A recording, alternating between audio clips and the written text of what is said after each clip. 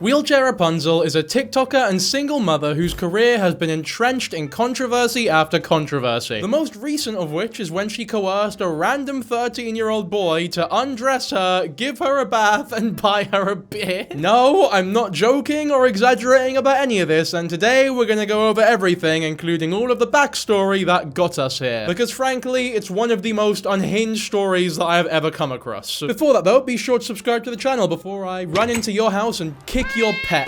And if you don't have a pet, I'll give you a pet, wait for you to get attached to it, and then kick them. You might think that that's harsh, right? You might think that's overly harsh, but I will say, if you can prevent such an atrocity just by merely subscribing to the channel, so easy, then who's the real villain here? I am subscribed to my own channel, which is why my pet remains unkicked. He's been purring all day, he's incredibly clingy because he was away from us for 2 days, and I think he missed us, but like, look, you can hear him purring. Come on, give him a purr. This is what your pet will look like if you subscribe to the channel. Happy and unkicked. Anyway, Wheelchair Rapunzel begun her TikTok, which is on screen right now, as someone who wanted to be a disability advocate. But it became very, very clear very quickly that she was constantly engaging in what we call inspiration porn, where she basically chucks the word disabled in front of everything, realizing the sympathy that brought her, and did incredibly basic tasks, expecting the world to clap at just how amazingly inspirational it was. Now, of course, there is a huge discussion as to whether or not this is morally acceptable or even good, because all it does really is encourage pats on the back for disabled people who are just living life, when it's probably more desirable and ethical for everyone, including and especially disabled people, to just treat them like normal individuals. You know, allow them to be seen on the same level as everyone else instead of something to gawk at and isolate. But as someone who isn't disabled in that way, I'm not gonna hold a strong opinion on that matter, so we'll leave that to the people who have the right to a stronger opinion. We'll start by talking about the horrific things that this woman has done. We're gonna start off fairly tame, but as you heard from the intro, this shit gets wacky real quick. So I guess we should start with a quote-unquote normal piece of content from Wheelchair Rapunzel that got her so viral to begin with. When you're a disabled bad bee and get into clubs first.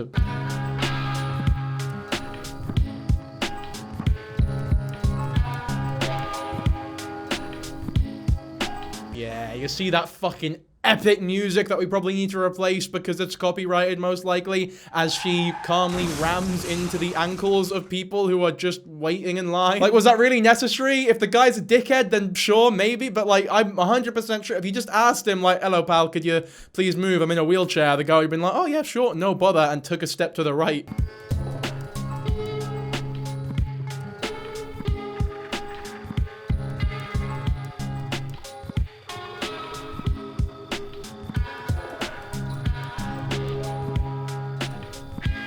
Are disabled bad bees arseholes that don't inform people that they're about to ram into their fucking ankles? I guess good for you for getting into the club first, but, I mean, you could have just said behind or something, you know what I mean? But either way, that's the sort of content that got her popular, is content about being disabled, right? And her going into this club actually plays into another big part of this story, which is her alcoholism, which she will end up using as a defense later on to justify why she coerced a 13-year-old boy to undress and bathe her. I'm not laughing at the event itself, it's just so ridiculous, and this woman is so, like, she's like a cartoon supervillain, man. I don't know why my TikTok is in a foreign language that I am unable to distinguish. I'm not on a VPN or anything. I have no idea what's happening here. But I guess we'll have to deal with that for the rest of the video. As you can see, she's also huge on Instagram with over 300,000 followers. Go follow my Instagram, by the way, Dankyjabo. They really like sushi and being weird. They like being weird a little bit too much. And not weird in the good way, weird in the predatory, illegal way. Although, to be fair, sushi is quite, I'll give her that. Sushi's nice. I get that gives her a couple points in my book.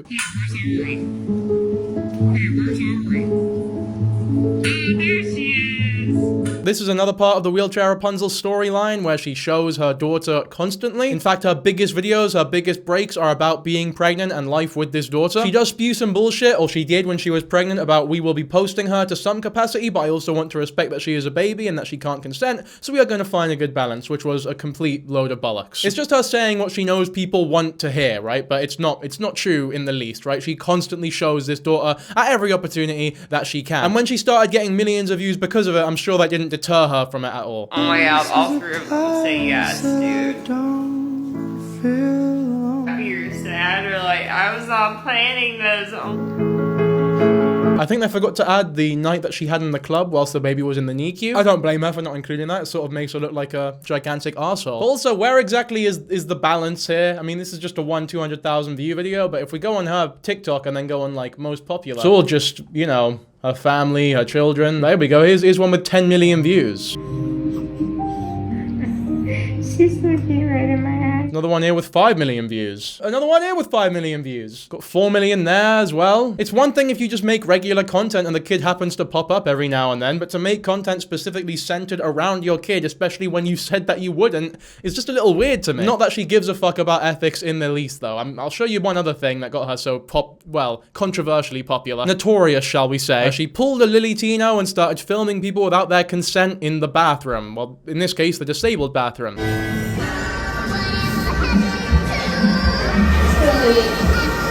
Still waiting, just gonna look in the camera and tell them how much I'm waiting for the fucking door of the disabled bathroom to open without even knowing who is in the bathroom. Like, you don't know who's in it yet. You just know for a fact if the door opened and someone come out in a wheelchair, they'd have to cut the recording and never release it to the world. Maybe the reason that it's taking a while for the door to open is because the person who is using the toilet is in fact disabled. You are not the only disabled person on the fucking planet, lass. Also, great music choice, totally not outdated. This is the music that I play whenever I go to the toilet and it's full. Although usually it's not because there's a disabled person using it, it's because some arsehole shoved rolls and rolls of toilet paper down it like a twat. Oh, excuse me, I'm sorry. I can get out of here. I know, you're fine. I locked myself in. Oh, I'm not sure if you're disabled, but the laundry stalls are for disabled people. Just like for future reference. Thank you. Yeah, of course. Larger stalls are not made for abled luxury. They're so disabled people can have equal access. Yeah, fair enough, but like, you started that sentence with, I don't know if you are disabled. If you don't know that they're disabled or not, why would you upload this video lambasting them? You saying that means that you are imminently aware that some disabled people don't look like you. They don't look as disabled as you do. And the very fact that there is some uncertainty means, in my opinion, you shouldn't have uploaded this video. And shame some random woman on the internet for your audience of millions. Even if you knew 100%, like without a shadow of a doubt, that this woman was in fact fully able-bodied, does that justify putting this video up without her consent? Maybe. I would still probably say no, but I guess I'd understand it a bit more. But either way, this is a very minor crime. Once again, I said we start tame, things only get worse from here. Also, imagine being that woman walking out of the toilet and just the first thing you open the door and there's just some bloke behind a camera recording the door as you leave the toilet. Like, yeah, this shouldn't have come up. That's incredibly fucking violating and strange behavior. Because yeah, it was Alex's boyfriend at the time recording this video. I say Alex. Wheelchair Rapunzel's real name is Alex Dacey. Like, if you're a woman who's just come out the toilet, the last thing you want to see is a bloke recording you. Maybe that's not the last thing you want to see. I mean, your parents dead would be pretty up there, but a bloke recording you is also pretty up there. Anyway, here's where shit gets like ridiculous. A lot of people have brought these videos that I'm about to show you up in hindsight because of the recent stuff with this 13-year-old boy. And when I watch these videos, I'm like, how did we not clock that she was a fucking strange twat to begin with? You'll know what I mean when I play the video. Like, how did shit like this just slip under the radar? Hey guys, I have a disability. I don't know how relevant that is to what I'm about to say, but I just want to give a shout out to all the super attractive men on here. Men, I mean boys. Men and boys, whatever. That are hot as shit and do the sexiest dances on here. And where they're just like lay in my bed every night, just like, fuck, this is better than Pornhub. Like, why would you make that video, man? It's not a funny joke, even if it is a joke. There's so many things wrong with it. You set your camera up, you walked back, you said that you liked watching little boys, and then you turned the camera off. Like, imagine if I did that. I fucking put my lighting on, I put my camera on. By the way, guys, I love watching sexy wee boys do dances on TikTok. I prefer it to Pornhub, to be honest. Okay, bye. By the way, I'm disabled. I don't know if that's relevant or not, but I'm throwing it out there, right? Just so you know. No, it's not relevant. It isn't fucking relevant. Why would you say that? Also, do not clip that out of context, for fuck's sake. This is what I mean about the inspiration porn, but I'm not sure this video was meant to be inspirational, but you get what I mean. Like, at the start of every video, she goes, oh, guys, just in case you didn't know, I'm actually disabled, but also, I love looking at wee boys. It's like, for someone to post a video like this, how did this fucking go under the radar? How did she have a career for so long where she had any kind of good faith and people were actually like a fan of her? Did the disability just grant her that much sympathy that people were willing to look past blatantly predatory statements like that? Like, it's almost as though you are trying to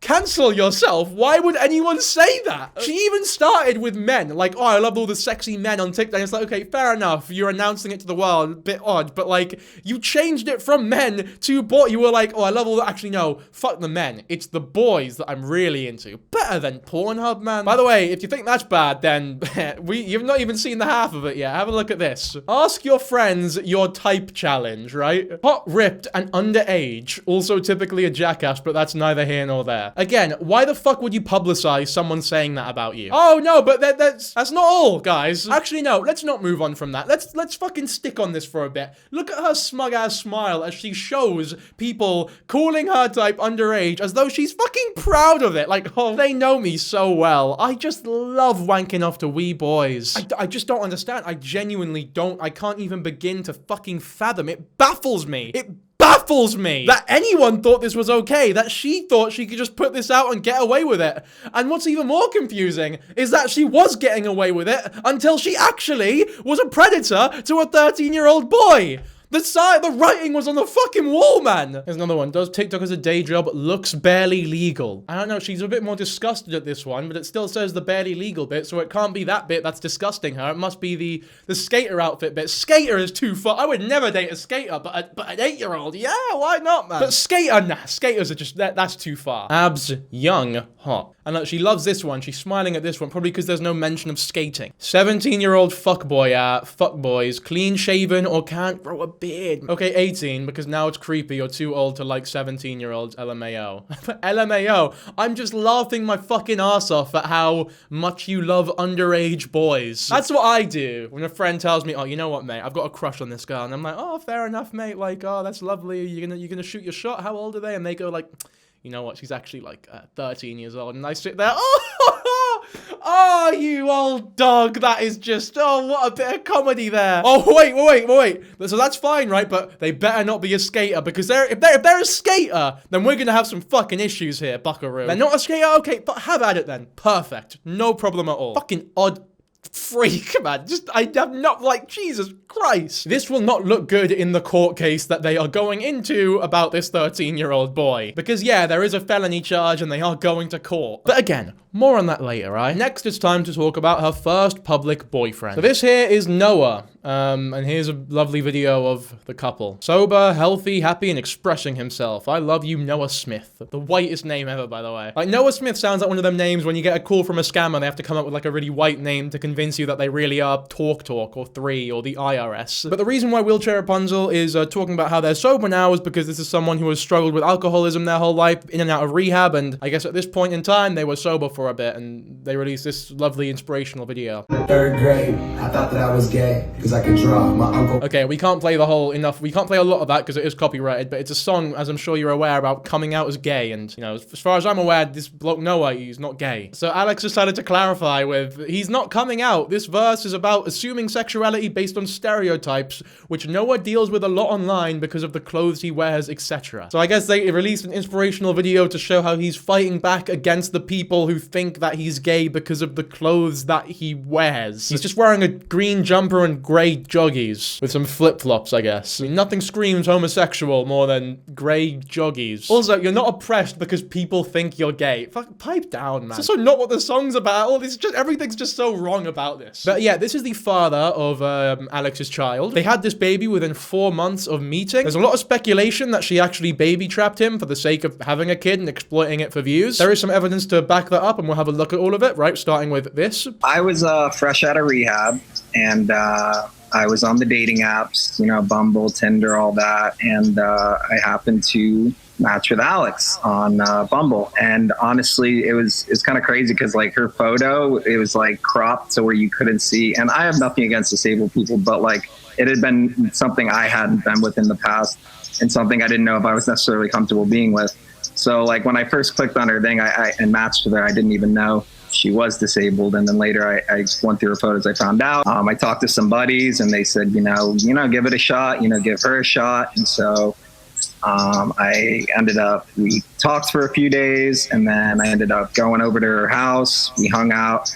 The first red flag though was I was in recovery and she was drinking alcohol right in front of me. Shout out to the Dad Challenge podcast for those interviews, by the way. We're going to play a couple of them in this video, so go show him some love. Now, I've made my thoughts around people who have just come out of rehab for alcohol and drinking in front of them to be pretty clear recently. Maybe not recently, but on this channel, I've made it clear. Like, if you're a long-time viewer, you'll know how I feel about that. And I feel as though if you are wanting to date or be around someone who is in rehab, whether it be a boyfriend, a close friend, a father, a brother, a sister, I personally believe that if they are recovering from alcohol, you treat it as though you are also recovering from alcohol. You should have no alcohol in the house. You should have no alcohol around them if you are in, like, if you have the power to do so. And you definitely shouldn't be drinking in front of them either. I just think that it is very unknowingly cruel. I know that might be a little bit too, I guess, stringent or conservative for a lot of people. And I understand that to an extent. I do think it is maybe quite harsh coming from me, who doesn't, you know, I don't drink at all really ever. So it might be sort of a situation where it's like, yeah, well, easy for you to say, you don't fucking drink anyway. But I just feel like if it's someone that you love, if it's someone that you admire, if it's someone that you want to be in your life, you would bite that bullet and not, you know, drink around them for at least a little bit. Like, if they just come out of rehab, just give it a rest for a bit, you know what I mean? And that is especially true because Noah got unwillingly put into an institution soon after having this child, leaving Alex with no caretaker. So she does what every credible disabled person with a lot of TikTok money would do,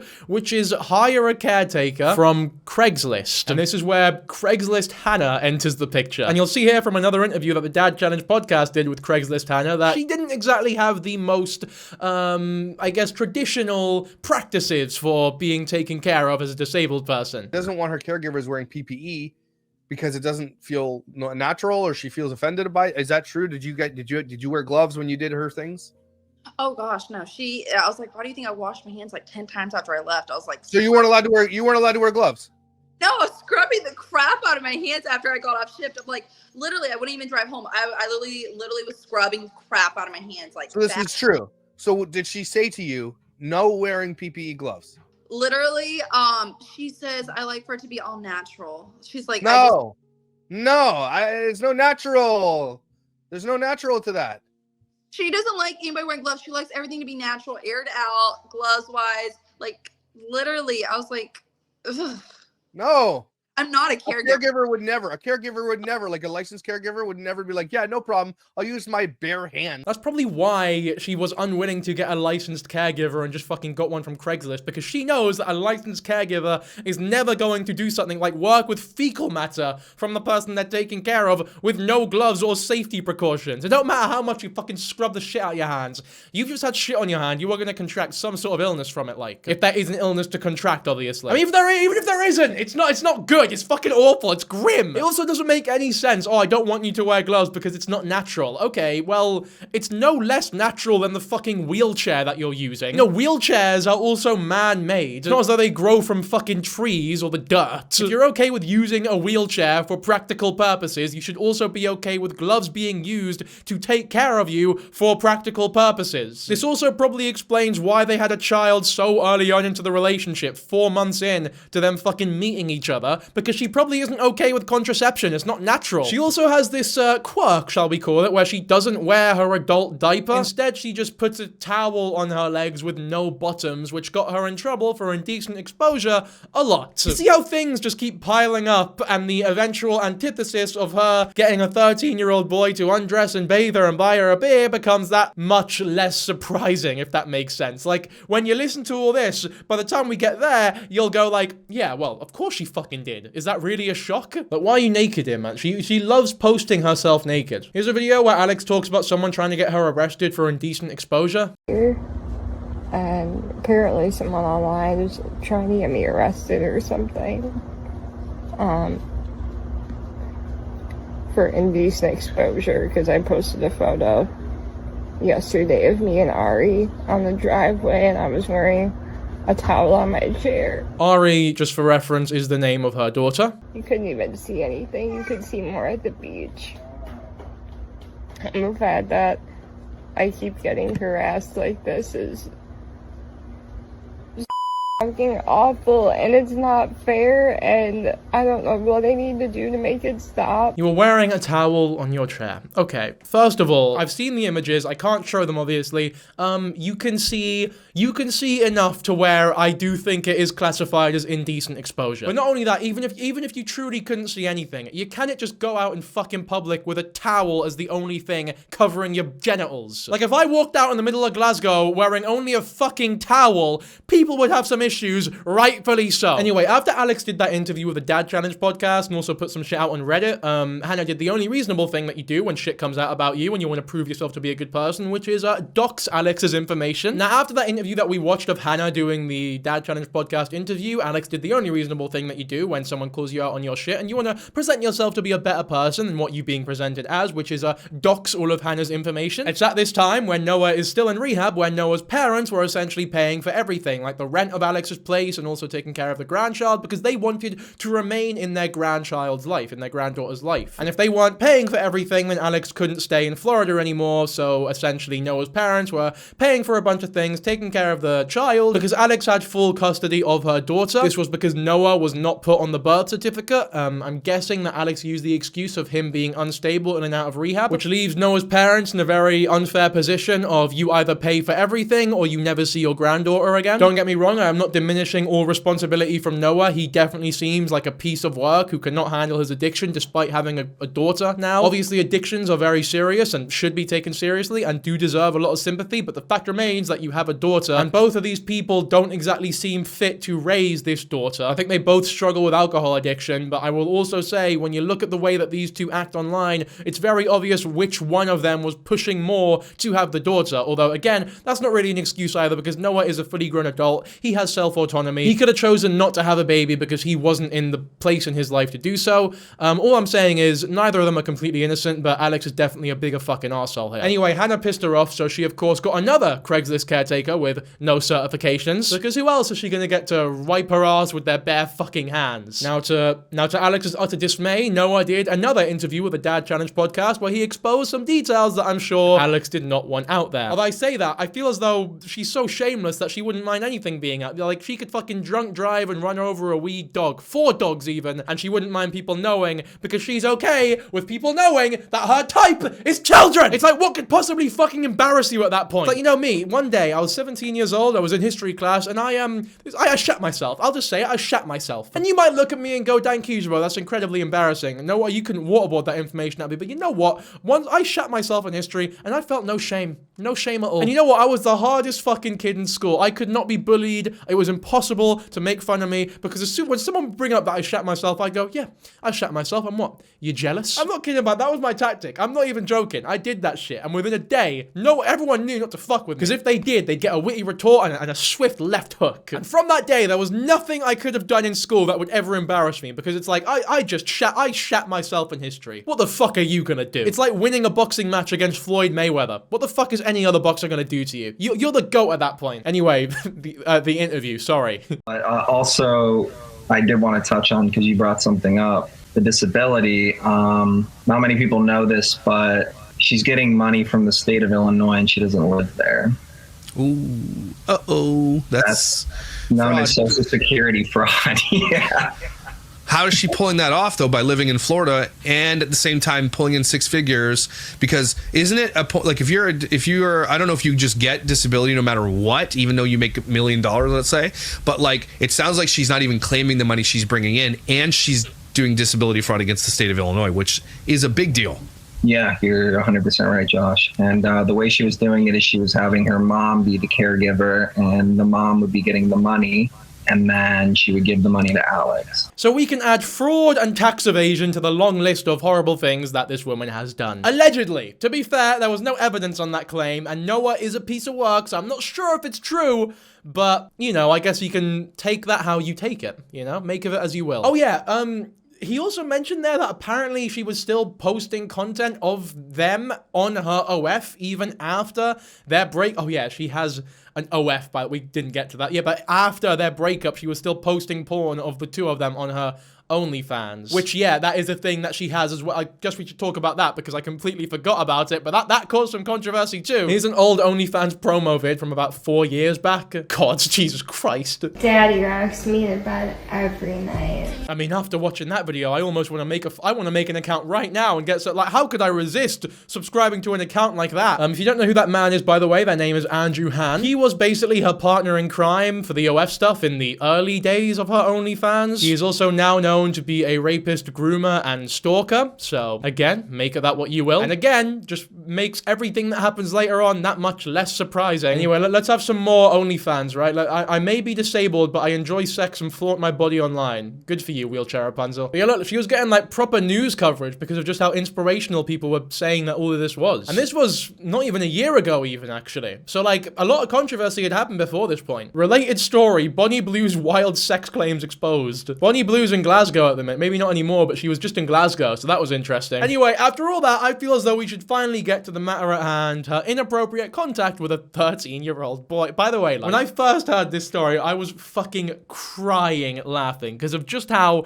ridiculous it is, and also visualizing how do you get to the point where you think that any of this is acceptable in any way, shape, or form, man. Like, it's so deranged. It's just, I know I shouldn't be laughing, but there's just something funny about it. Like, it's just so shameless. Like, you know, most predators, they try to like cover their tracks a little bit, but like, no, she point blank went up to a 13-year-old boy and asked him to undress her, give her a bath, and buy her beer. There was no concealment. There was no, I don't get it, man. I just don't get it. How are you like this? How do you become like this? Maybe she's just used to getting away with so much horrible shit because people were willing to look past it because of her disability, right? There was a level of, you're an inspiration, right? But I guess this was a step too far. It destroyed any good faith that she had remaining. Her court records are public. She was charged with second-degree felony of lewd/lascivious conduct, and she pled not guilty because she's a fucking idiot. So we can read the actual court documents here. Which are incredible, by the way. So this here is an officer detailing the events as told by the little boy's mum. Which for me, that was the first thing I thought when I heard about this whole drama. I was like, okay, first of all, there's no way this is true. It's just too ridiculous. People must be making things up because they're ableist and want to see her fall or whatever. Because even if it was true, how the fuck would people know? And I look into it and I'm like, oh shit, there's an actual police report with a bunch of stories that don't contradict each other. Then I looked into Wheelchair Rapunzel a little bit more and I was like, oh my god, no, she is genuinely a fucking cartoon supervillain. And yeah, there might be a twinge of ableism from people who are covering this story and just want to see her be taken down because of her disability, but like, to say that that is the reason for the criticism that she's getting, I don't agree with anymore. You know, this isn't like a Lily Tino situation where if it were anyone else doing the actions that Lily was, you probably wouldn't have as much of a problem with it. Nah, this is a sort of situation where she's almost been protected by her disability. If someone else was doing these things, they would be treated far more harshly than she is. Like, if I were to put out videos saying that my type was underage girls or underage boys even, I'd be done like that. So that's a good thing, by the way. I'm not complaining like, I'm not allowed to say that I want to fuck little boys. Why can she do it? Anyway, the court document, right? I met with RP, the boy's mother's initials, right? Who advised of a very unusual incident that occurred on the unusual is just a fantastic word to describe the situation. Her American dates, so that would be April, the 13th of April, 2025. Or April the 13th, sorry, America, you can barely understand what I'm saying, man. Involving her son, advised that her ex-husband, father, dropped him off around 7:30 p.m. She received a text that he was downstairs and awaited his arrival. He's not dead. She grew concerned when she noticed he had not come to the apartment. She looked at his location and saw it was still in the building. Sent a few texts before she went down to look for her son. Finally received a text from her son stating he was helping a disabled person enter the apartment. Later identified as Alexandra I don't know. It looks like a Polish or Eastern European name. We'll just stick with Alex Dacey, right? The simpler name that I can actually pronounce. But at this point, if you're the mother, you're thinking like, oh my god, my son, I've raised him so well. Like, good job, son. You're helping a disabled person. Fucking hell. Like, if I was that mother, I'd be like dead proud at that point. Like, you know what? You're a little bit late, but that is like such a noble cause. I'm proud of you. I'm gonna buy you a fucking ice cream. When you hear the rest of the story, it's like, I'll still give you the ice cream, but because more for emotional support, you know? She was relieved that he was okay. When she asked when he was coming home, she did not respond and began to call, but got a message saying that he was still at apartment 308 helping. The mother became frustrated and went downstairs to see what was going on, and when knocking at the door, she opened it and they went home. It wasn't till later that the boy told his mother what he had to do, which upset her and notified the authorities.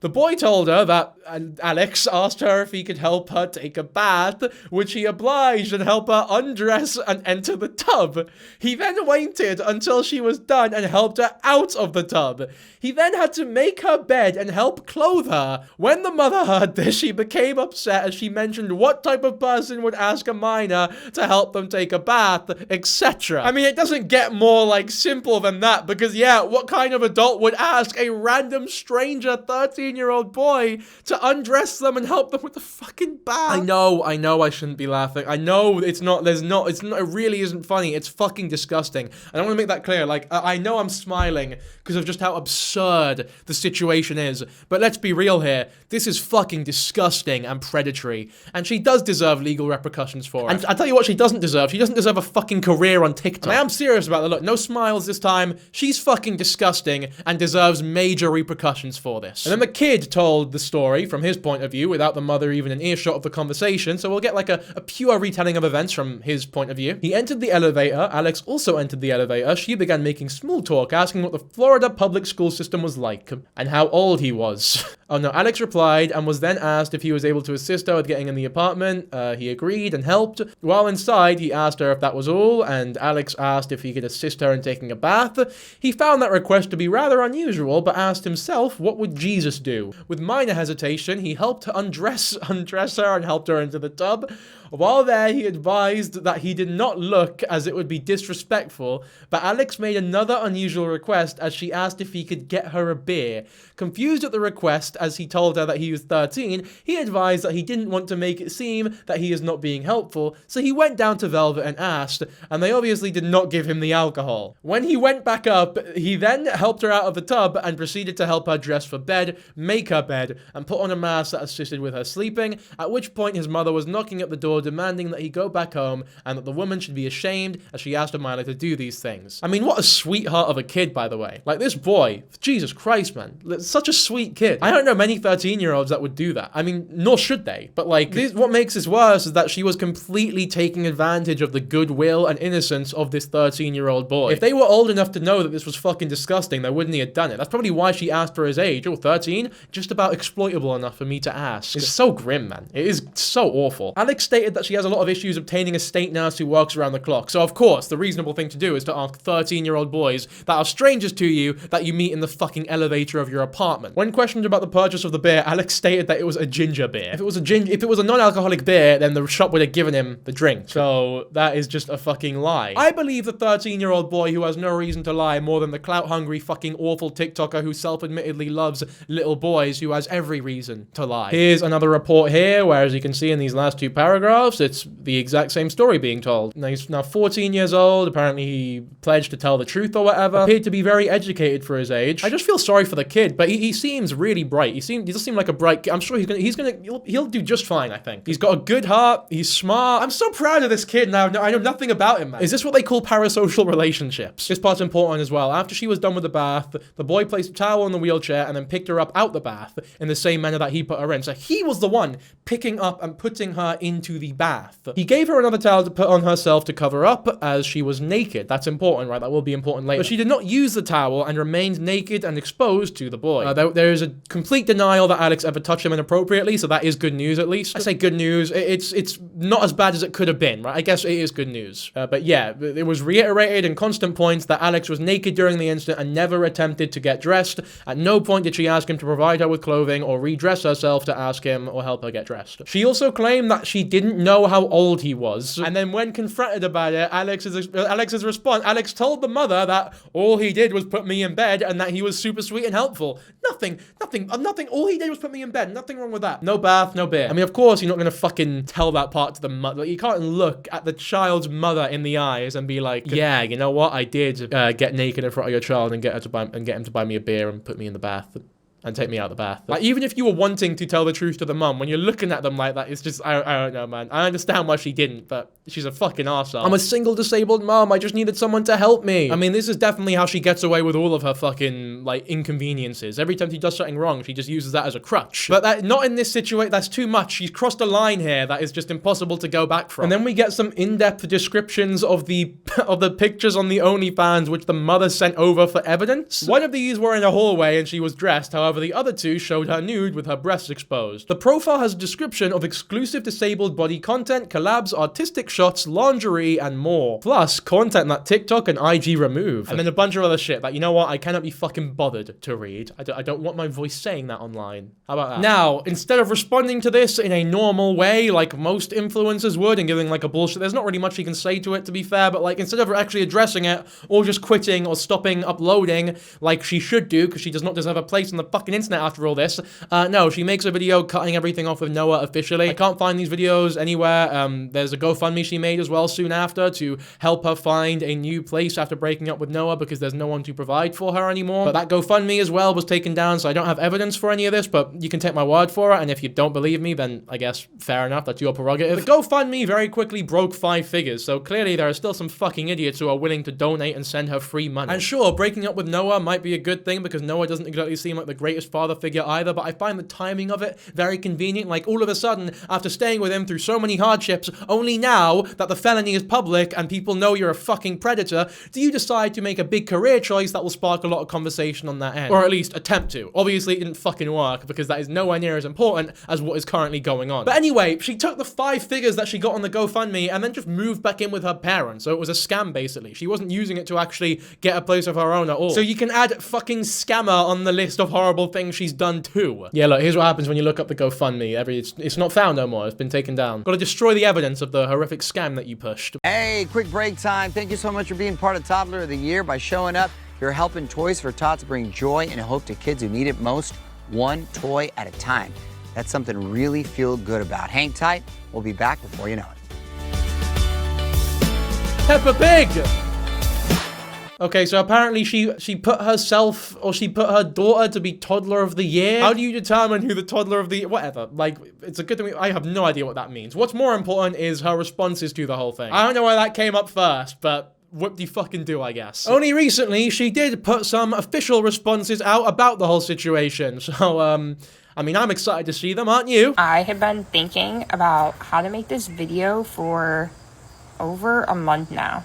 And I'm just gonna stop overthinking it and just be honest and... Meaning you've been avoiding the conversation because you are trying to salvage what is left of your career and hoping people forget about it for a month now, but you've seen your views slowly start to dwindle and thought, fuck it, I guess I have to. This isn't anything, I'm just making the video and I'm gonna be honest with you guys and transparent and let's talk about it. So most of the internet knows by now that I was charged with a felony. There is so much to unpack with this entire situation. So buckle up, this might be a super long video. That's me when I'm explaining allegations away of me being predatory to a 13-year-old boy even. This is what I say, like, okay guys, I'm gonna tell you exactly why I'm innocent and why I didn't do anything inappropriate to this fucking minor, so buckle up. This isn't a roller coaster. It's not a roller coaster ride. I'm not entering an era. It's not an exciting time for me. There's no buckling up needed. Just get to the fucking story. Like, imagine if you're in a controversy, like a real controversy that involves minors, and you begin with like a tension building, excitement waning thing, like buckle up. Moved back to Illinois to my parents' house from Florida.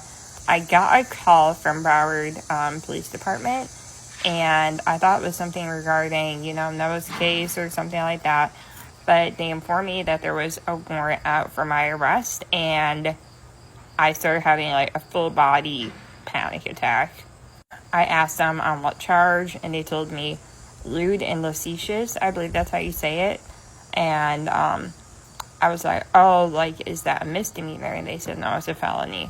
So I was freaking out, like, genuinely so scared, didn't know what was going to happen. But I knew that, there's a warrant out for my arrest. Does she expect us to feel sorry for her because she had a panic attack? It's like, okay, you got caught doing something really shitty and predatory, and now you're panicking because you were caught. Why would anyone feel sorry for you because of that? It's like watching someone on trial get done for, committing a murder, for example, and they start crying. It's like, oh, I just feel so bad for them. Look at them crying. Look how sad they are. It's like, no, you're crying because you're getting sentenced and punished for something fucking horrible that you did. It's like, if you were having the panic attack after the situation before getting caught, then you'd have an argument to be like, because you feel guilty about it, but you're only panicking after you got caught for it, which means you fit the definition exactly of you're sorry, not even sorry, but you're panicking because you were caught. The incident that occurred that is in question was regarding an incident that happened back at my apartment in Fort Lauderdale in April. At the time, my mental health was terrible. I was drinking a lot to try and numb the pain of everything that was going on in my life, one of which was that my daughter wasn't in Florida at the time. She was in Illinois with my parents because of a lot of things that were going on with Noah. And being away from her broke my heart every single day. It was almost unbearable. Also, none of this is an excuse. I'm just trying to give you guys kind of like where my mind was at the time when all this happened. She's right about that. It's not an excuse, which is why I do not give her any extra sympathy for her fucking alcohol problem. Guys, look, everyone drinks alcohol, everyone gets drunk, everyone does different things when they're drunk. So like, when I'm drunk, maybe you have a bit of a cry. Maybe if you're like a really horrible drunk, you get into fights and you probably shouldn't be drinking. But, when I'm drunk, just like everyone else that has their quirks, when I'm drunk, I get all predatory and just love to get naked in front of 13-year-old boys. Like, but we all have our quirks. Right?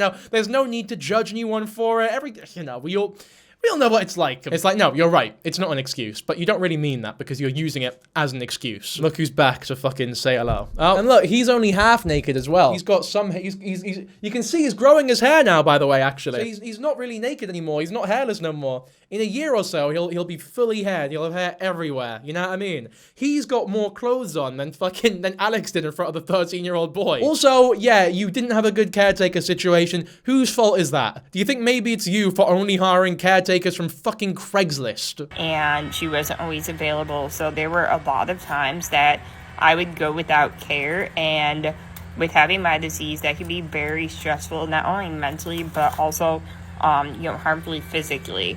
And I just felt really hopeless at this time. It was hard to even get my basic needs met. So of course I had to get naked in front of a 13-year-old boy. I just don't understand where this is going. Like, what is this building up to? So I was drunk one night, came home to my apartment. I knew I wasn't going to have a caregiver to help me to bed that night. So I saw someone in my elevator in my building, and I asked them if they could help me. And they said yes. And obviously, we all know this is the incident where everyone's talking about the 13-year-old. At the time, I did not know his age. I knew he was probably a teenager. But with being disabled, my intentions were purely caregiving. There was no sexual motivation whatsoever. As being a disabled person that's 31 years old, I've had a lot of strangers help me, which obviously isn't the most safe thing, but sometimes you have to do what you have to do to get taken care of. And I realized this was a huge mistake on my part, and I wasn't really thinking about the repercussions it would have. So you knew they were a teenager, and you definitely knew they were a minor. There's no way they're a 13-year-old boy and they look over the age of 18. Did you have any sexual purpose for doing so? Here's the thing, I don't, it would be very unfair for me to thrust upon you that you were trying to engage in sexual activity with this kid. But when you constantly talk about how your type is underage boys, and that you love looking at underage boys do sexy dances on TikTok, and that it's better than Pornhub for you, it doesn't look great when you try to get naked in front of a 13-year-old boy, have them buy beer for you, and have them bathe you. Like, you understand how there's a bit of a dichotomy there that makes it very difficult to actually believe you when you say you have no ill intentions here. He was very kind to me, said he would help me, and basically, at that point, I didn't have hair that day, so I was essentially sitting in pee. So I asked him to put me in a bathtub, so he did take off my dress, and he put me in the bathtub. I told this to the police. This is all public record as well.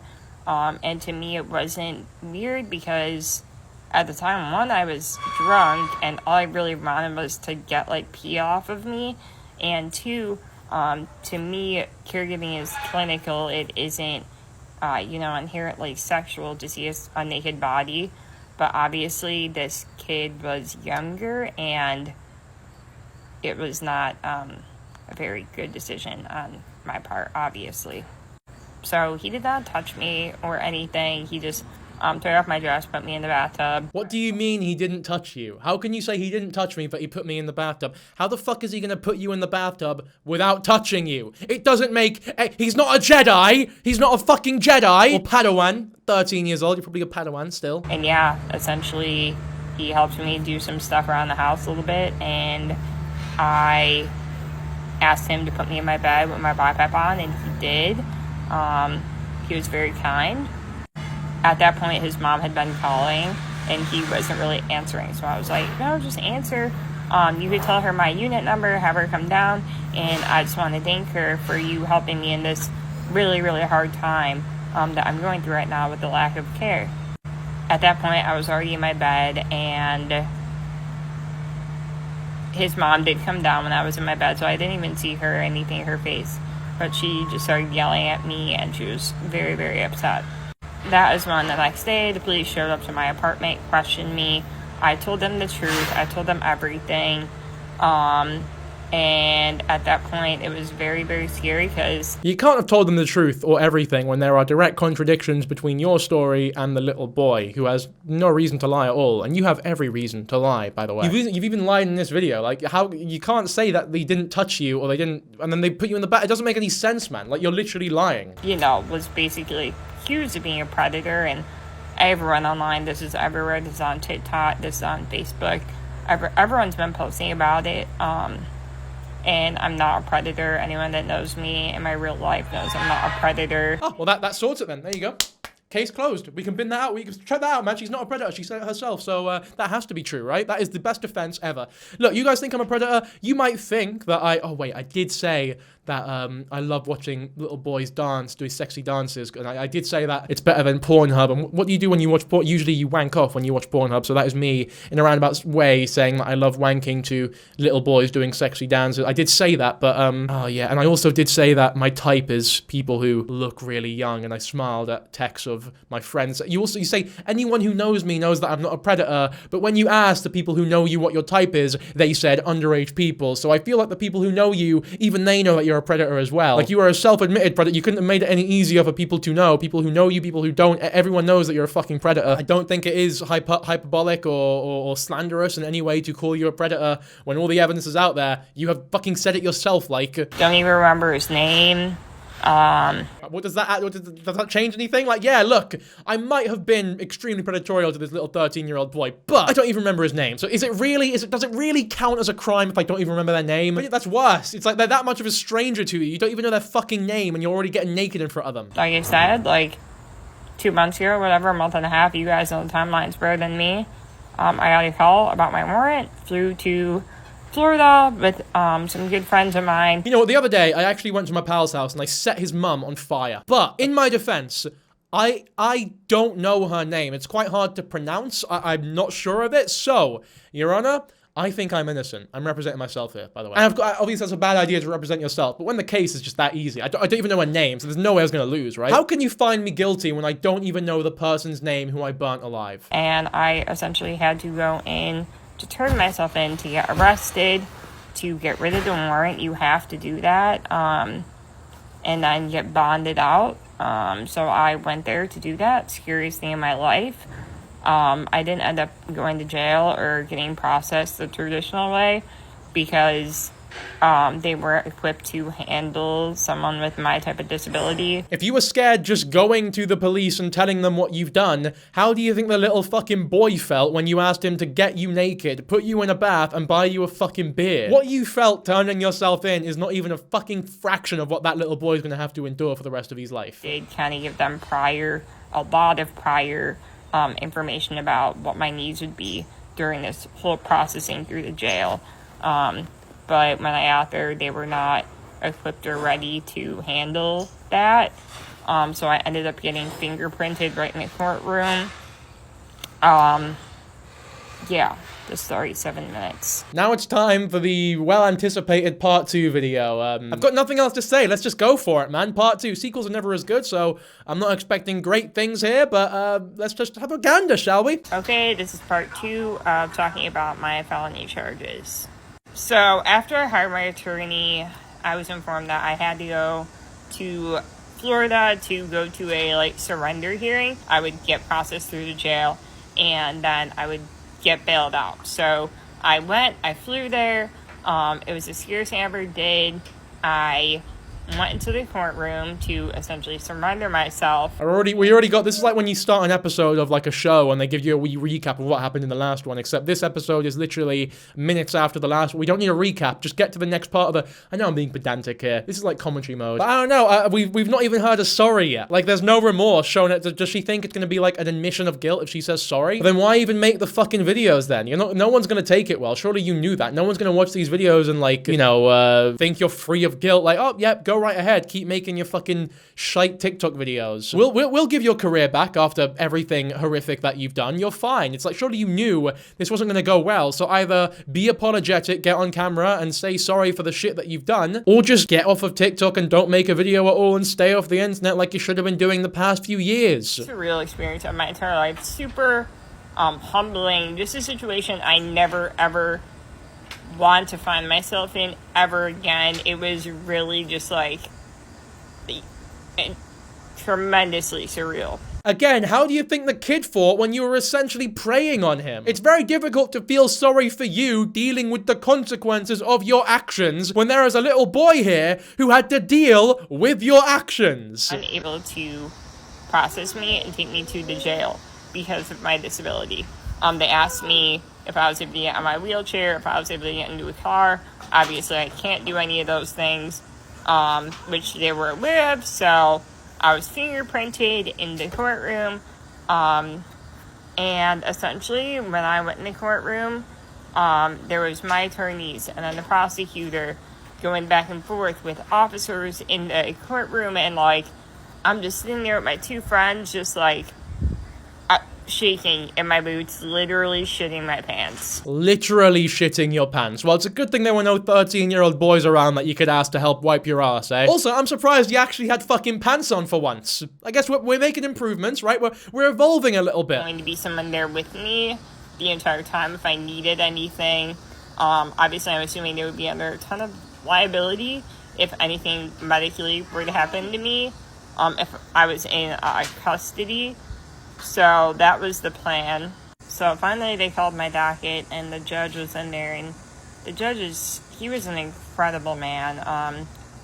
Obviously I sat in the courtroom for probably over a dozen other cases before mine got called. And like I said, it was just incredibly humbling and surreal to be in that type of presence and atmosphere.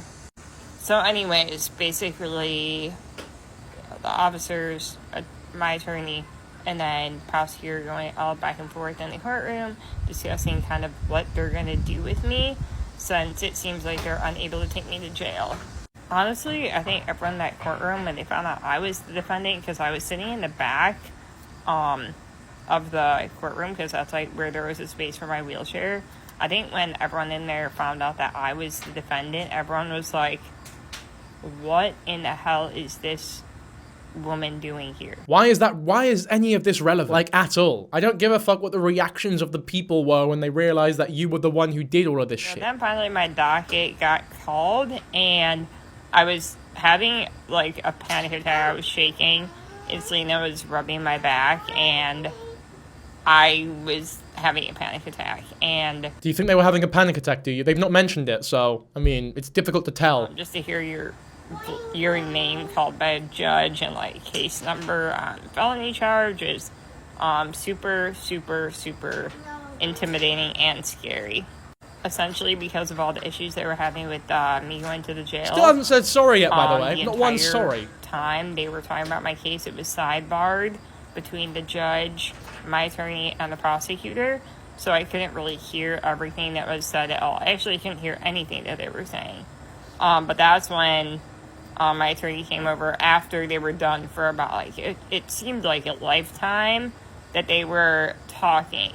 And my attorney finally came and said, you're not going to jail today. They just don't have the resources to be able to do that.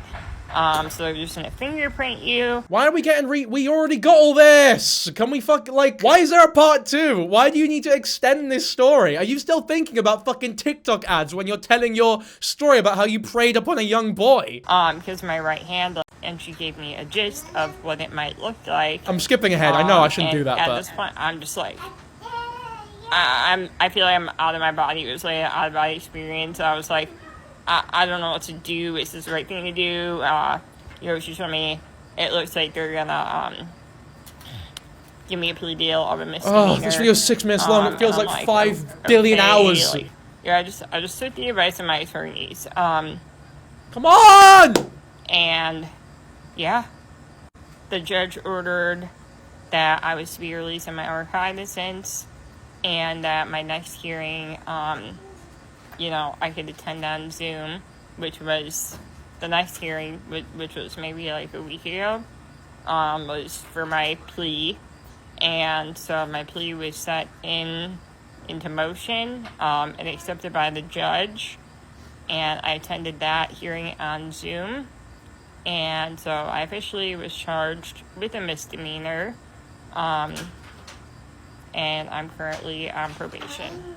I definitely made a huge mistake. Okay, here we go. After all that, finally, in the last fucking minute of this short mini-series, are we finally gonna get a fucking apology?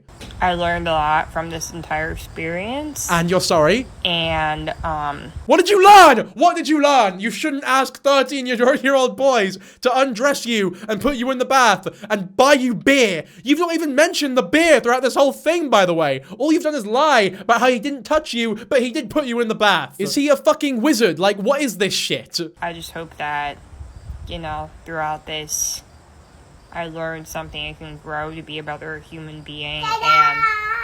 And ta-da!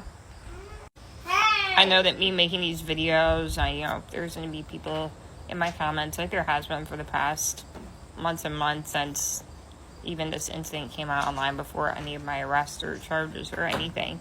So I'm just not really expecting anything too much to come of these videos. Just wanted to kind of put my voice to the narrative, I guess. No, sorry. Brilliant. Just to smash on the table. Even your kid wants you to fucking apologize. Look at him smashing everything around him. Like, Mom, just fucking say sorry. You preyed upon a young boy. Maybe it was a rock falling, or nature even fucking turning against you, man. So that was it, really. That was it. No apology, no accountability, lies, and omissions. That was all we got. I mean, this is a brilliant comment. You can find an attorney, but not a caregiver. It's so true. Jesus Christ. What a mug. I feel like that's pretty much it, to be fair. Like, the video almost speaks for itself. I think that she should be registered as a sex offender. Like, that is horrifically predatory. She has shown a pattern of behavior that shows she is probably not too safe around young boys. She seems to be sexually attracted to young boys, and as we have seen by this recent incident, she is also willing to act upon that sexual attraction. And if it doesn't get checked, I think there is a real chance. It's not unfair to say that it could get genuinely dangerous. It already has got dangerous. So yeah, I think that's about it. Wheelchair Rapunzel, massive twat, insane story, and I think that's all I really have to say about the situation. So as always, hopefully you all enjoyed this video.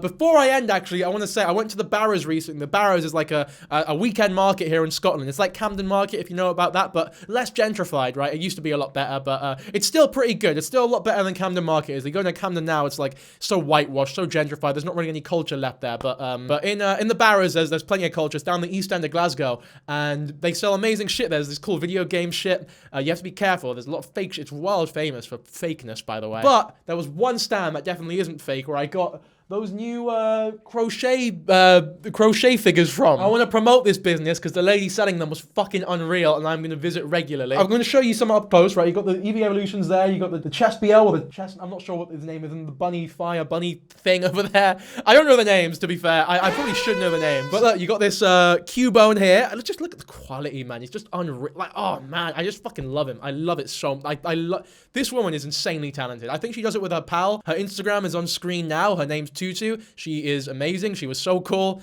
So go follow them. And if you want a commission, if you want something like this done, send them a fucking message, man. They were unreal. And if you're in the Glasgow area, go visit the bearers and buy all of these because they fucking deserve it. This isn't a sponsor at all, by the way. I just genuinely love these products. I think they're sick. Support small businesses, especially when they're good, you know? Why not? And then this Finn here, this is my favorite because she makes these like, I don't know how they do this, but you can like adjust it. These ones are a little bit more expensive, obviously, because you can adjust it like this, but like, it's just unreal. It's just like, it's just so cool. Like you can actually do, like you can make a stove. Oh, I just love it. I actually just love it.